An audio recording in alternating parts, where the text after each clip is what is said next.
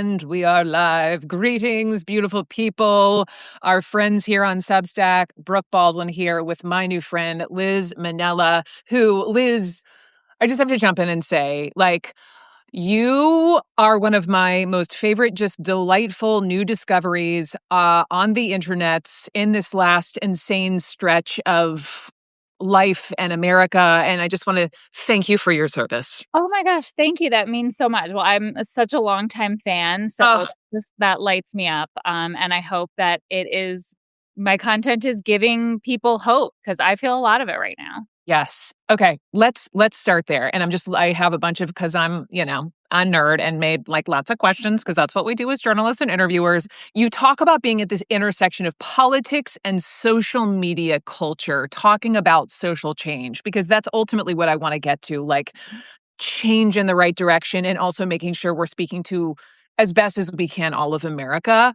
What does that mean? Tell us first just a little bit about your work. Yeah. So I come from a background in sales and marketing, and I saw a shift on the brand side of when we changed everything about the way we marketed. That was around, 2015, 2016. It was a huge shift to marketing with influencers, cultural voices, authentic messengers. They got it on the brand side. Then Republicans got it on the right side, that the messenger is the message, and who delivers it and how they're able to deliver it to these siloed information systems is everything.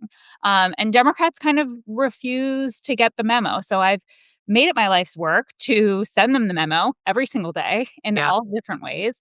And I feel that we are making a lot of progress. I often tell candidates that I work with, organizations, or the DNC, that there are two worlds. There is reality and how the world is actually what's happening, and then there's how it plays online. Yeah. And sort of the latter is the only thing that matters. It decides elections. It decides whether or not laws get passed. We saw that this week. The Yes. response and the outcry from social media was directly related to what we saw with the Senate spending bill. Like, if they don't get it now, I don't know when they will. I'm okay. A couple things you just said, like the messenger is the message, and then also, you're talking, as you know, like you're talking to a former cable news girl who, like, the TV landscape has just so totally changed, and everyone's online and everyone's on social media and everyone's on TikTok. I'm here in New York City, and I was walking behind this guy, and he's like, "Oh, I hate TikTok, but oh my god, I can't stop." Yeah. This is where people are getting their information, and this is how change happens, and we just have to accept it, which is exactly what you've done. And so, okay. So I had a dear friend of mine, Laura, send me this one video of yours that got like a bajillion, gajillion views. And you know exactly the one I'm talking about. And you had me when you were like, I'm talking about, we all like in culture know about Karen, Yes. Karen, Got what's up? an update on Karen? But wait, we're not talking about Karen today. We're talking about Katie. Who are the Katies and why do they matter?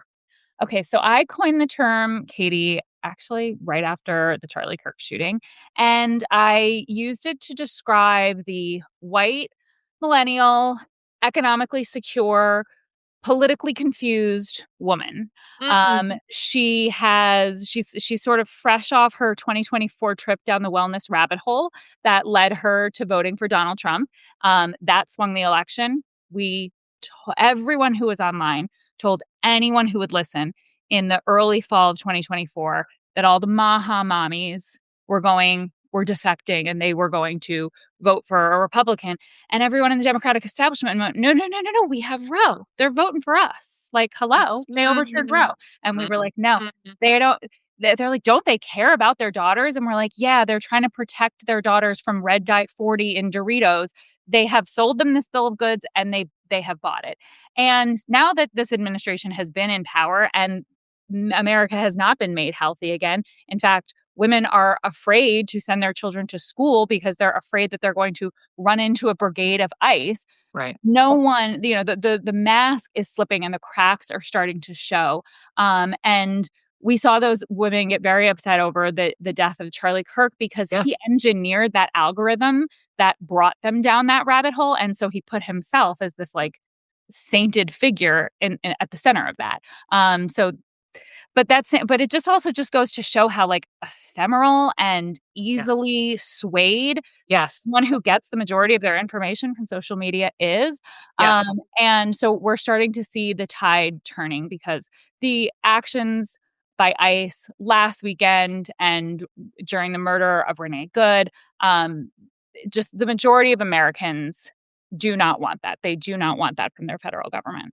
And we're hearing from Republicans saying enough, enough, enough. And so your point, which really had me like sitting up straight in my chair when you were like, okay, when you saw Katie, reacting to the death of your apolitical, friend from high school, reacting to the death of Charlie Kirk, and also now calling out ICE, saying the government is lying to you. It's like a pump fake. We're like, wait, what? Like, what?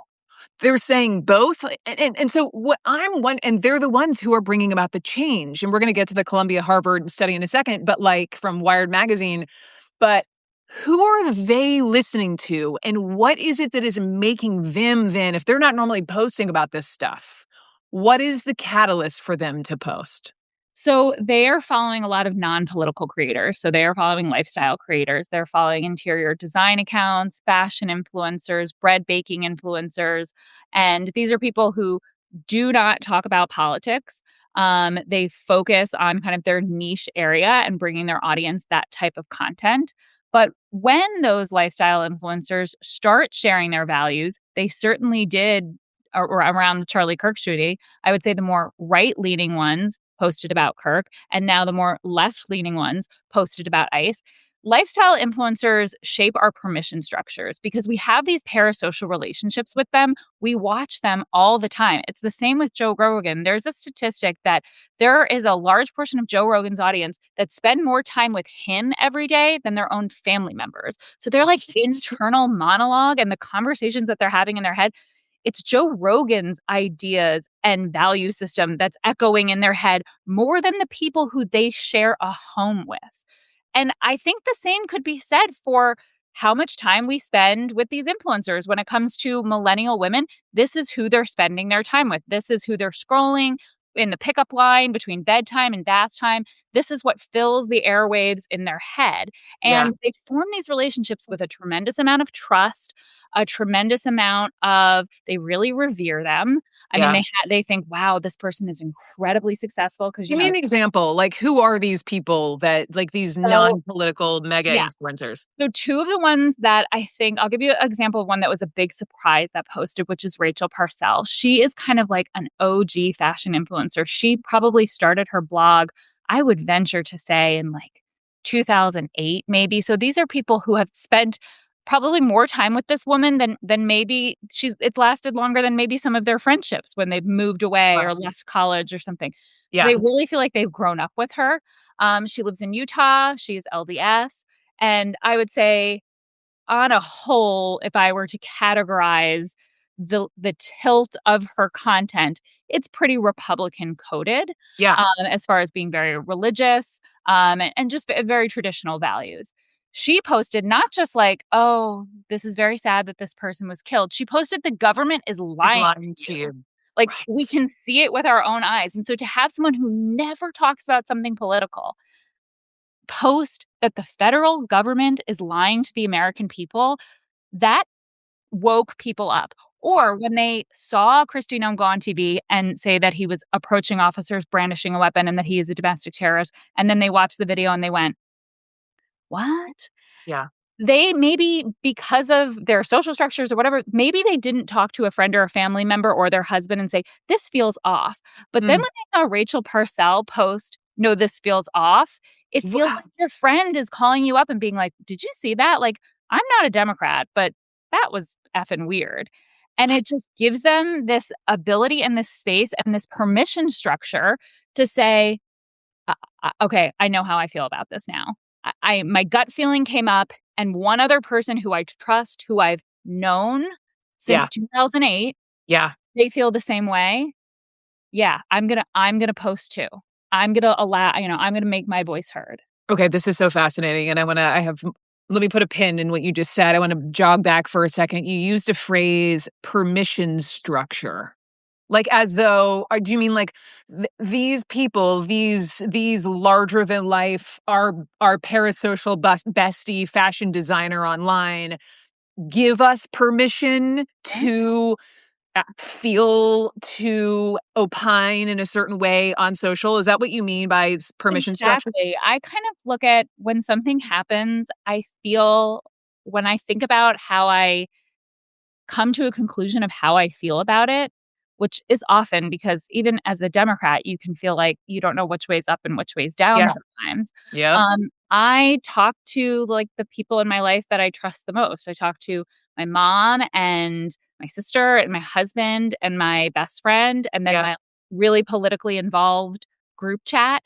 And from those like 4 or 5 conversations, I start to synthesize my own opinions and background and come to a conclusion about how I feel about something. And for many people, consciously or unconsciously, the people that they follow help them do that too. And you know how I think I do too. I think I watch Amanda's mild takes on Instagram Yeah. and she makes a point and you go, "Oh yeah. No, I agree with that. That's exactly how I feel about that." That makes a lot of sense. She just posted about how what this means in terms of the spending bill. And you know, I actually shout out to her. If you're not following Amanda Smile Takes, I think she's one of the best follows on the internet. She's Mm, very I hate the term centrist, but she's just like it's common sense. great. Um, That sounds and like my you know, jam. yeah, it's and she also reminds us that everyone on the internet and everyone everywhere has an agenda. Yeah. Yeah. And so, yeah, just always approaching every situation going, you know, who's going to benefit from this? Okay. I'm sure I do that too. Like, we no longer live in a vacuum. We no longer Our thoughts are no longer our own. Like, when we wait for the elevator, we're like blip, blip, blip, blip, blip, and seeing whatever, there's just so much noise, so much happening, so Very much. human. It's what we're meant to do, right? That's why they put people in solitary confinement. That's why you go crazy, right? Like you're supposed to talk to other people to make sense of the world. Right. That's human nature. Right, Mm. right. You posted this piece from Wired magazine. It said that Columbia and Harvard researchers found that apolitical creators are 3 times more persuasive than political ones when they talk about politics.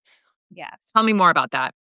So this was a study that was done by yes researchers at Harvard and Columbia. It gave people a different information diet. So it was set out to I think prove how much more we need in this space as far as ideas that aren't coming from the far extreme right. And so they gave people like an information diet of progressive influencers to follow. That was Mhm. the variable group, and they had to consume their content daily. And then they had a control group where they just let them go on the internet. And the control group moved further right in their beliefs, and the group that was given the progressive influencers to follow moved further left. Mm, Now, what I think is so interesting about the experiment is why didn't the control group just stay? Right? If right, they just so it's to show you that the algorithm is tilted towards the right, and I could go into a dissertation on why that is. mhm. And it includes foreign governments, the Koch brothers, Yeah, yeah, yeah, Meta, all these things. Okay. yeah. Um, but as far as what they found, sort of as a unintended finding of the study, was when they asked people what were the things that you consumed that made you change your mind or persuaded you, they indexed highly on saying it was the lifestyle creators because one, I think they're in spaces where we can't reach people. They're What in do you mean spaces. by that?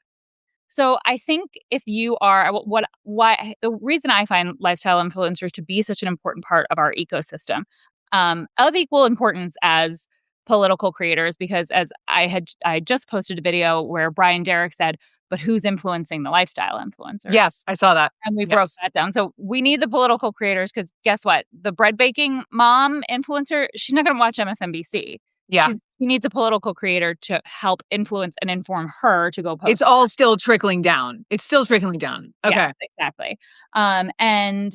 And then some of her audience is probably gonna then they're not gonna go turn on MSNBC to make sense of it. They're gonna go watch Aaron Parnas. They're gonna go watch Amanda. So it is all super, super important. But there's something about the lifestyle influencer that feels like a friend talking to you and feels like they don't have an agenda, feels like they are coming at it from a more neutral position. And I think really feels like, wow, this is different than politics as usual. There is so much noise. Every Yes. single day in Trump 2.0 feels like the world is crashing in and the world is crashing down and the walls are closing in, all the Right. metaphors. Two journalists arrested today. I mean, it's I just just went off about my friend Dawn on Instagram. You can find that there. it's Yes. terrifying, and Terrible. it's so hard to keep up with. So what so many people do is they just tune it out. They do not Yes. ride the roller Do coaster. you blame them? I mean, honestly, like, as somebody who had to consume and report 24/7, 365, I don't ever watch I barely turn on the TV. I read my news, I go on social media, I'm intentional about which things I do watch. I'll go to CBS News, I'll go to NBC, but, like, it's a fire hose. So, by the way, I just wanna give people permission, speaking of permission structures, like, it's important to take a break, and I understand what you're saying because if someone who's a lifestyle creator, if it raises to the level of the world is exploding to the level where someone who never really jumps in on this is jumping in on this, it's like, "Whoa, I Right. gotta pay attention." That's exactly it. That's exactly it. It feels like we would have this joke in high school, where when teachers would ask, "Where do you get your news?" People would say, "My mom." It's like, if it's important enough, my mom will text me. And it's kinda like your mom texting you or your friend texting you being like, "Hey, did you see this? Yeah. Something is up. The federal government's lying to you." Like, hate to interrupt, my normal content of showing you what $600 coat to buy, but the Constitution is under attack, and it makes people sit up. And in those moments of great social change, great persuasion happens. I mean, as horrible and difficult as this moment and this time in history is, it is totally transformative. This needed to happen. We need to work our butts off to keep everyone safe and to keep more people from dying. But clearly, we are going through that period that all democracies do every 80 to 100 years of a stress test. Yeah. And what happens, and we are in the eye of the hurricane, and what Yes. happens there in the eye of the hurricane, the people who are doing the work, they become the architects for the next phase. So Yes. to, the Katies and to all the political creators and to people like you and Don Lemon and Yeah. everybody watching, like, we are the architects. We are Yes. the ones we are going to defeat the Trump administration. We are going to win the midterms. We are going to get back to a place of consensus in this country. But then we're also going to have to put forth a plan and a vision of what the Yes. next phase looks like. And Yes. we are all going to have to build that together. Amen, and thank you for saying all of that, and I completely agree, and I think that's such an important reminder for people. I talk about this with my inner circle as well. It's like, I don't know if it's that we call this in, however you wanna see it, and this reminds me of, like, covering the first Trump White House and being sent to cover the Women's March in January of 2017, and I had never been around that many, women and men all, like, using their voices, and I don't wanna give, that incoming White House all the credit, but it is moments like these. I love your word architect. It's like moments like these when normal folks who wouldn't really get that involved, the Katies, we need a word for the dudes too, but like when the Katies are finally waking up is the phrase I keep using. It was a Yeah. phrase Dr. King referred to in his mountaintop speech. It's like we're waking up. And unfortunately, it takes what is happening right now, but we're waking up and like praise be. And to the fact that I texted you this week in anticipation of our conversation and seeing Martha Stewart, I know. Martha Stewart, you would never see her, opine on something like this. And it was her granddaughter. It was Yeah. her granddaughter who was like, I don't know what I'm making, Granny, like, you can't just sit silent at a time like this. Yeah. What did It you was make of that? I think also I just loved the granddaughter's word choice, which was something along the lines of like, I just don't think there's an explanation for anyone sitting this one out, Yes. Grammy. Yeah. It's just like On it, it is Granny. it is such an obvious conclusion. Yeah. Are you okay over there? Kind of thing. Yeah. And I think Martha has in the past perhaps sort of danced around. Yeah, I think, like, tipped Yeah. her cards a little bit. Yeah. All these people are business people at the end of the day, right? Totally. Everybody is thinking about their bottom line and thinking about what is brand safe and what is best for them. But then there comes a point where you gotta look yourself in the mirror at the Yeah. end of the day, and it might be a fancy mirror that you bought with all the money you made being neutral, but it starts to feel like, what is the point? What is the point if we have to leave, right? What Yeah. is the point of buying this big, beautiful compound in Connecticut if we Yeah. have to leave because the federal government has declared martial law, which Yeah. it feels like the next inevitable phase and time point in this conversation unless we stand up and do something now. Yeah. And it it feels like certainly with the spending bill, certainly with Greg Bavino being pulled out of Minneapolis, it feels like this administration is taking a big pause, walking things back. Senate Democrats have called Kristi Noem to question her over calling this man a domestic terrorist. And you think this is because of the Katies? I think it is because the American people made their voices heard. I heard Monday was one of the busiest days ever for the Capitol switchboard. And I think we're really getting into the muscle memory of being paying attention to the fact that when you vote in November, it's Yeah. like you are hiring someone for a job. But as a boss, you wouldn't just say you're hired and then never talk to them again. Or Right. when you were unhappy with the job they were doing, just post on social media or yell at your TV screen. You would call them on the carpet. And so we all have to remember that you have a right to call your representatives on the carpet every single day if you want. And I Yep. think a lot of people were reminded of that. And that was the Katie's because the message that we saw over and over, not necessarily from Rachel Parcell, but from many other lifestyle influencers, was you need to get in touch with your representative. They were posting the phone number for the Capitol switchboard. They were Yes. recording themselves. One of my favorite lifestyle influencers, her name is Clara Pierce, and I watch her empty her dishwasher every day. I don't know. It's relaxing. I don't empty my own dishwasher, but Hate doing that. it Yes. is yeah, Yes. not that is not for me. But it is, like, so process oriented. She does a beautiful job of it. And so she emptied her dishwasher while showing us how she called Congress. And Wow. anyone who's there to watch her empty her dishwasher that day is also seeing how easy it is. It takes 30 seconds. So many people are afraid to do things like that. I think I will say the first time I ever called Congress, my heart was racing. It felt like, here's my moment. And Yeah. really, you're talking to a 22-year-old. If you even get a person, you're talking Yeah. to a 22-year-old that's going to write down your name and write check. They don't argue back with you. In fact, Yeah. you can just sort of monologue at them, and sometimes it Yeah. feels good. Yep. Yep. No, I appreciate all of that. And I also appreciate, your message to Dims is like, don't dunk. Don't be like, see, told you so. Like, please don't do that to the Democrats. Hard. And don't do it.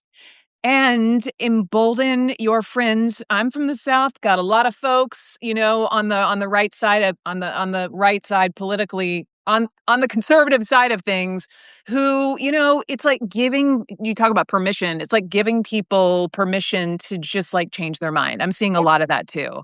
Yes. You can change your mind like all these years, believing one way, and you can kind of understand certain things like it's okay. It's okay to change your mind. And at the end of the day, like I just am so interested in your work and what you're saying because it's like we've all seen the Bruce Springsteen, what is it, The Streets of Minnesota, Minneapolis, beautiful song. Yeah. But at the end of the day, like there's Bruce Springsteen and then there's the Katies and the Katies They're who, gonna reach came up and Charlie Kirk. Yeah, Yeah, there's that more they're people. gonna teach more people that need their minds changed. Like, there are people who need to speak to our base, get us mobilized, get us organized, tell us what to do, tell us how to process this, make us feel comfort. That was what Bruce Springsteen did. I think that also has, a larger cultural effect about the acceptability of this. But what I think is so interesting with that tweet, that with that permission that you referenced, the permission to change your mind, the moment that all this kind of started cascading in my head was when a friend of mine from Long Island, who lives in a very conservative town, sent me a screenshot of someone who she follows, named Katie, who posted about Charlie Kirk Mm, And that day, she had posted a tweet from Kate Duffy. If anybody follows Motherhood for Good, she's a creator from Wisconsin. mm, And Kate wrote a tweet that essentially said, it's okay to change your mind. It's okay. We're here for you. It's okay to say, I voted for this for a reason, yeah. and now they are not fulfilling their promises, and I am unhappy with them. Like, we are not going to dunk on you. Mm, And yes. this has been a real, I would even say this week, I feel like I've had like a personal growth moment. I was doing an interview with Politico and I was like, am I in therapy? Because I love to dunk.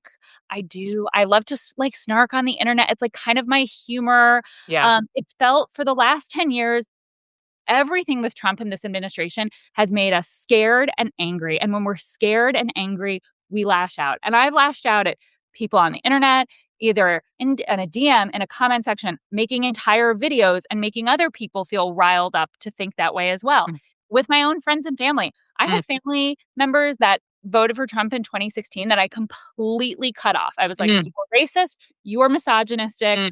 I don't want you in my life anymore. And It felt now? good at the time. I'm sure now they are having a moment of being like, this is too much. And I would be a perfect landing pad. I would be a person that they could call and say, help me make sense of this. Yeah. Or hey, I kind of maybe don't want to be a part of this anymore. And like I went to school in Pennsylvania. I have all these people in Pennsylvania. I could say, hey, you should get involved in a congressional race in Pennsylvania and help us flip the House. But like I've cut off that channel. So my advice to Mm, people is don't cut off any more agreed. channels from friends, family, or strangers. This is how you get someone back from a cult is you keep a lifeline and be a Mm, place where we can hear their side of the story. I don't think anybody, well, maybe some people, went into the voting booth and was like, Trump because I'm racist. We don't know what somebody else's information diet is like, what their perspective is like, what their right. fears are. I'm not excusing their behavior, but we got to recalibrate here and we need a Yes. new focus. If our goal is winning in 26 and Mm, winning in 28, clearly dunking on these people and calling them names for the last 10 years. And I am like the number one face of doing this. So I'm not judging anyone who has done this. mm, I'm a name caller. I'm a mm, dunker. And mm, how did that work out for me? Do we mm. have a Democrat in the White House? Do we have a majority in either house? No. Are people continuing to die and disappear? Yes. So Mm, this isn't about what feels good for me anymore. This is about I want people to stop dying and disappearing. So I'm gonna have to have a little, like, emotional recalibration yeah. and change my behavior, and I think if we all do that, Yeah. we can win more people to our side, and we should be winning. We have the better ideas. We have the better ideas, we have the better policies, we have the more talented candidates, but so many people feel like they can't agree with us because we make it really hard for them. This is another topic I cover. We have this liberal perfectionism thing, and unless you agree with everything we say, we don't want you to sit with us. But we Yeah. got a lot of Doesn't work. Doesn't work. like, Doesn't work. I mean, I think like Democrats have to have like a real come to Jesus and we're going to see what happens. But like, I really appreciate you calling yourself out. yeah, I really appreciate you saying you need to have a recalibration. I think a lot of folks need to recalibrate and also empowering all of us to be the architects for the next movement. It's coming. It's coming. You started with hope. I'm going to end with that little bit of hope. Liz Minnella, it is so fun to have you on. Thank you for your brilliance. Keep doing the work. And people can find you. You guys, you can find Liz obviously here on Substack. You can find her on Instagram. Anywhere else you want to shout yourself I'm out? on TikTok, but we're all quitting TikTok now, Yeah. right? Yeah, Yeah. but I'm Liza Minnella on Instagram. Liza Minnella. So good. So good. Okay. Thank you so much. And y'all, thank you for watching. Thank Thank you, you. everyone. Thanks for having me, Brooke. Bye. Bye.